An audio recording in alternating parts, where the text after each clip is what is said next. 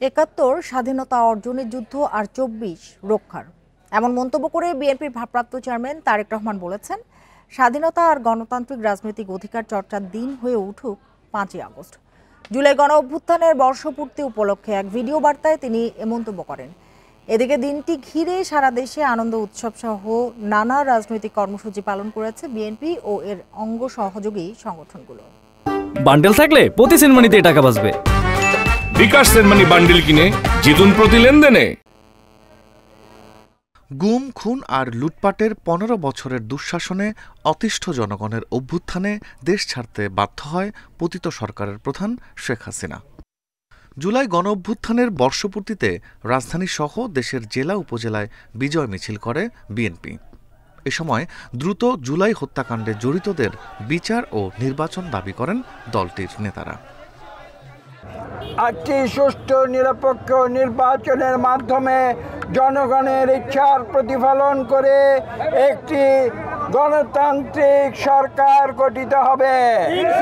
আপনাকে গ্রহণ করি, আপনার কথা আমাদের পছন্দ, কিন্তু দয়া করে কারো কথায় নির্বাচন নিয়ে টাল বাহানা করবেন। কেন্দ্রীয় কার্যালয়ে এক ব্রিফিংয়ে বিএনপির সিনিয়র যুগ্ম মহাসচিব রুহুল কবির রিজভী বলেন, 111-এর পদধ্বনি শোনা যাচ্ছে, তথ্য উপদেষ্টার এমন মন্তব্য কাণ্ডজ্ঞানহীন। তার দাবি, হীন উদ্দেশ্যেই এই ফেসবুক পোস্ট।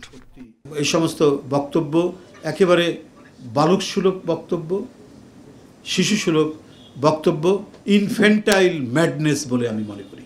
জুলাই অভ্যুত্থানের প্রথম বর্ষপূর্তিতে লন্ডন থেকে এক ভিডিও বার্তায় বিএনপির ভারপ্রাপ্ত চেয়ারম্যান তারেক রহমান বলেন, ৫ আগস্ট গণতন্ত্র ও সুশাসন প্রতিষ্ঠার দিন। জাতি, ধর্ম, বর্ণ নির্বিশেষে ন্যায্যতার ভিত্তিতে একটি বৈষম্যহীন রাষ্ট্র ব্যবস্থায় গুরুত্ব আরোপ করেন তিনি। আমরা তেমন একটি বাংলাদেশ গড়তে চাই, যেখানে দল, মত, ধর্ম, বর্ণ নির্বিশেষে বিশ্বাসী, অবিশ্বাসী, সংশয়বাদী প্রতিটি সন্তান, প্রতিটি মানুষ নিরাপদে থাকবে। আজ এবং আগামীর প্রতিটি ৫ই আগস্ট হয়ে উঠুক গণতন্ত্র, সুশাসন প্রতিষ্ঠা আর মানবিক মানুষ হয়ে ওঠার অঙ্গীকারের দিন। জুলাই গণ অভ্যুত্থান দিবস উপলক্ষে মানিকগঞ্জ, পাবনা, নোয়াখালী, নরসিংদী সহ দেশের বিভিন্ন স্থানে বিএনপি ও এর অঙ্গ সংগঠনের নেতারা বিজয় মিছিল করেন। এ সময় দলটির নেতারা বলেন, বছরের পর বছর পুঞ্জীভূত ক্ষোভের বহিঃপ্রকাশ ঘটে ছাত্র জনতার গণ অভ্যুত্থানে।